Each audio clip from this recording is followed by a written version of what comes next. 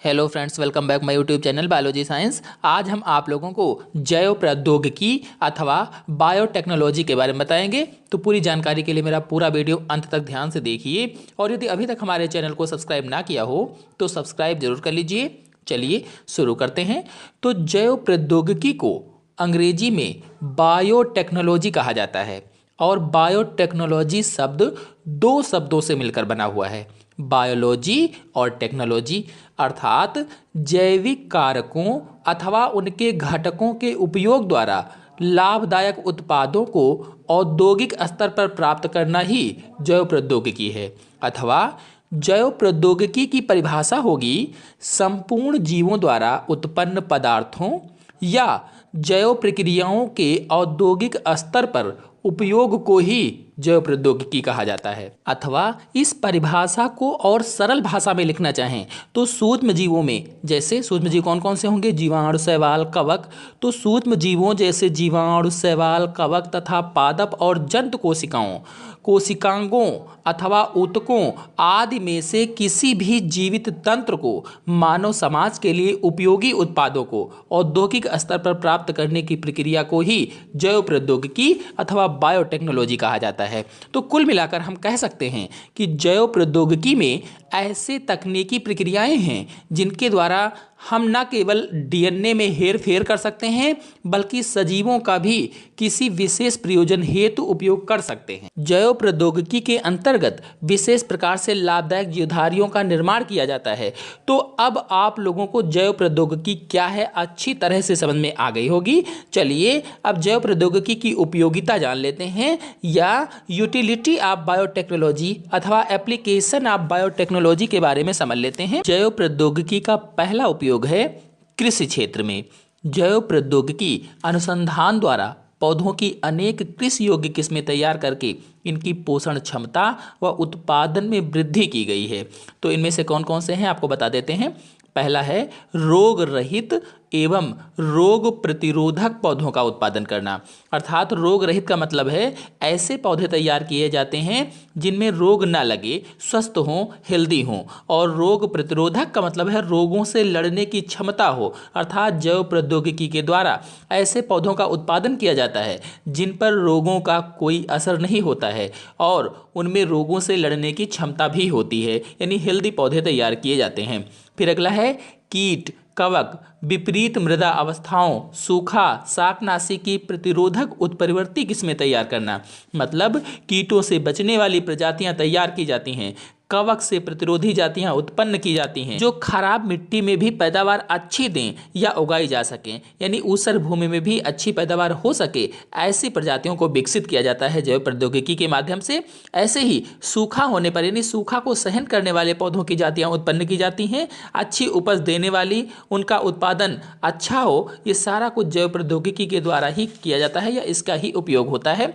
फिर अगला है परागकोश संवर्धन द्वारा अगुणित पौधे तैयार करना। अर्थात परागकोशों का संवर्धन करके नई प्रजाति के पौधे तैयार करने में भी बायोटेक्नोलॉजी का उपयोग किया जाता है या जैव प्रौद्योगिकी का उपयोग किया जाता है।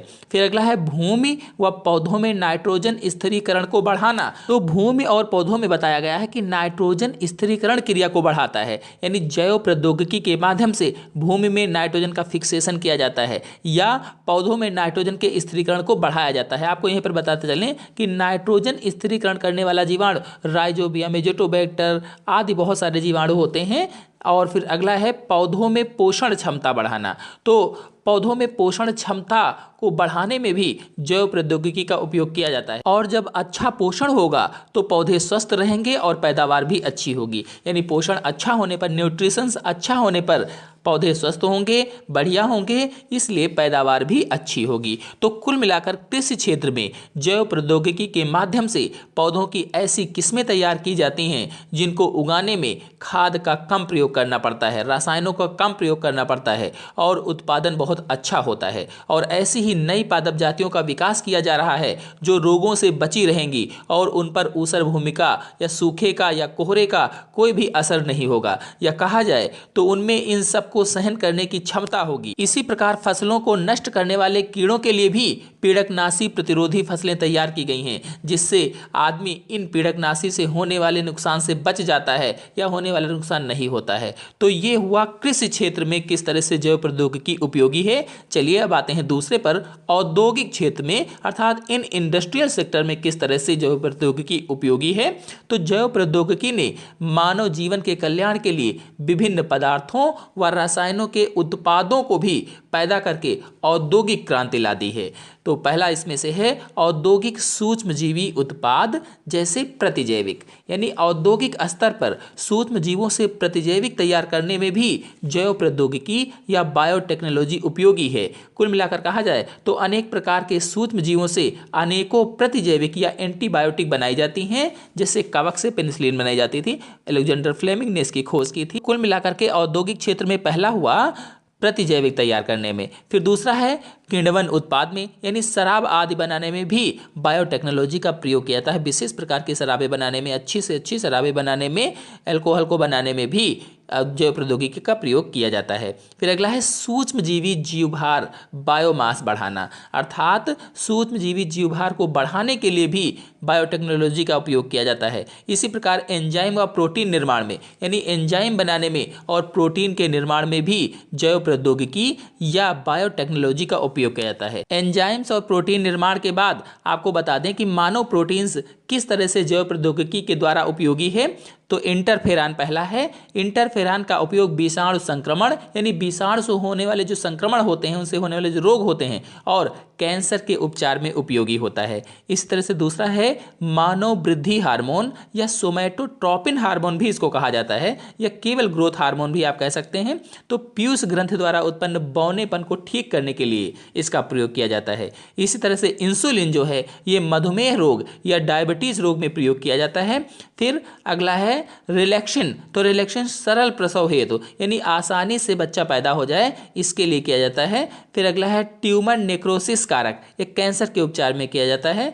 और एरिथ्रोप्रोटीन जो होती है ये रक्तहीनता के उपचार में इसका प्रयोग किया जाता है। और ऐसे ही यूरोगेस्ट्रॉन जो है छूट गया था, घाव भरने में इसका प्रयोग किया जाता है। तो इस प्रकार से कुछ मानव प्रोटीन्स हैं जिनका चिकित्सीय उपयोग जैव प्रौद्योगिकी के द्वारा किया जाता है। फिर अगला है औद्योगिक क्षेत्र में कृत्रिम ईंधन जैसे एथेनॉल, मीथेन, हाइड्रोजन का सूक्ष्मजीवी द्वारा उत्पादन होता है, यानी सूक्ष्मजीवों के द्वारा कृत्रिम ईंधन को बनाया जाता है, जैसे एथेनॉल है, मीथेन है, हाइड्रोजन है आदि सूक्ष्मजीवों द्वारा उत्पादन किए जाते हैं। फिर अगला है सूक्ष्मजीवी खनन प्रक्रिया द्वारा धातुओं को उनके अयस्क से प्राप्त करना, यानी खनन प्रक्रिया के द्वारा, सूक्ष्मजीवी खनन प्रक्रिया के द्वारा धातुओं के उनके अयस्कों से अलग किया जाता है, अलग प्राप्त किया जाता है।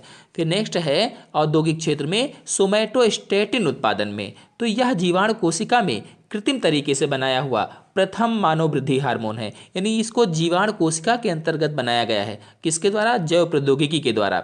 तो उसी जीवाणु कोशिका में कृत्रिम तरह से बनाया गया मानव वृद्धि हार्मोन है। जैव प्रौद्योगिकी के द्वारा 100 ग्राम ई कोलाई जीवाणु जो होते हैं, यानी जो मनुष्य की छोटी आंत में पाए जाते हैं, जो ई कोलाई होता है ये मनुष्य की छोटी आंत में पाया जाता है। तो बता दें कि प्रौद्योगिकी के द्वारा 100 ग्राम ई कोलाई जीवाणु कोशिकाएं किण्वन यंत्र में 5 मिलीग्राम सोमैटोस्टेटिन निर्मित करती हैं, यानी 100 ग्राम ई कोलाई जीवाणु जो होते हैं ये कोशिकाएं किण्वन यंत्र में क्या करती हैं? 5 मिलीग्राम सोमैटोस्टेटिन हार्मोन जो होता है इसका उत्पादन करते हैं, इसको बनाती हैं। इसके पहले इतनी ही मात्रा में यही हार्मोन 100 टन भेड़ों के मस्तिष्क से बनाया जाता था। फिर अगला है स्वास्थ्य की देखभाल में जैव प्रौद्योगिकी अर्थात बायोटेक्नोलॉजी फॉर हेल्थ केयर।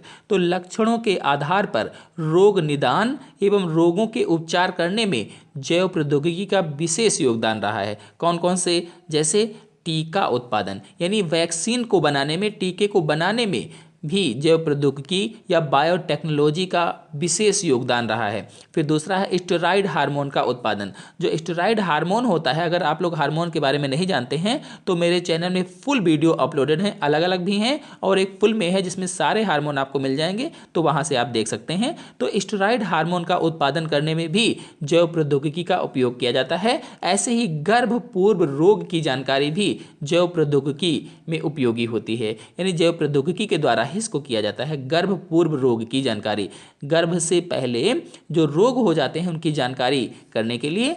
तो इस प्रकार से ये हो जाएगा। फिर आते हैं अगले पर, तो बीटा थैलेसीमिया जो होता है यानी हीमोग्लोबिन निर्माण का जो वंशागत रोग है, सिकल सेल एनीमिया जो है यानी असामान्य हीमोग्लोबिन के कारण जो आरबीसी की ऑक्सीजन धारिता कम होती है, इससे एनीमिया के लक्षण प्रदर्शित होते हैं। ऐसे ही एड्स यानी एक्वायर्ड इम्यून डिफिशियंसी सिंड्रोम जो होता है, इन जो रोग हमने गिनाए हैं ये वाले सारे, इन रोगों को पहचानने में भी जैव प्रौद्योगिकी का उपयोग किया जाता है। ऐसे ही जीन अदला बदली चिकित्सा में भी जैव प्रौद्योगिकी का उपयोग किया जाता है, यानी जीन को चेंज करने में भी जैव प्रौद्योगिकी का उपयोग किया जाता है। फिर आते हैं अगले पर, तो अगला है पर्यावरणीय जैव प्रौद्योगिकी अर्थात इन्वायरमेंट बायोटेक्नोलॉजी। तो पर्यावरण संरक्षण में जैव प्रौद्योगिकी ने प्रमुख भूमिका निभाई है, जैसे अपशिष्ट पदार्थों का निष्पादन करने में, यानी अपशिष्ट पदार्थों को खत्म करने में, उनका निष्पादन करने में, उनको खत्म करने में, समाप्त करने में जैव प्रौद्योगिकी या बायोटेक्नोलॉजी अधिक उपयोगी रही है। फिर इसी तरह से दूसरा है जैव भार, एथेनॉल, बायोगैस, हाइड्रोजन, पेट्रोपादपों का मतलब है ऐसे पादप जिनके हाइड्रोजन से तरल ईंधन प्राप्त किया जाता है, वे पेट्रोपादप कहलाते हैं, के द्वारा ऊर्जा उत्पादन भी जैव प्रौद्योगिकी के द्वारा ही संभव हो पाया है। तो इस प्रकार से आज मैंने आप लोगों को जैव प्रौद्योगिकी क्या है और इसके उपयोग क्या हैं बताए। आशा है आप लोगों को अच्छी तरह से समझ में आ गया होगा। तो अगले वीडियो की जानकारी के लिए मेरे चैनल को सब्सक्राइब कर लीजिए और साथ में बेल आइकन को भी प्रेस कर लीजिए, ताकि आने वाला अगला वीडियो आपको सबसे पहले प्राप्त हो जाए, उसकी नोटिफिकेशन भी आपको सबसे पहले प्राप्त हो जाए। धन्यवाद।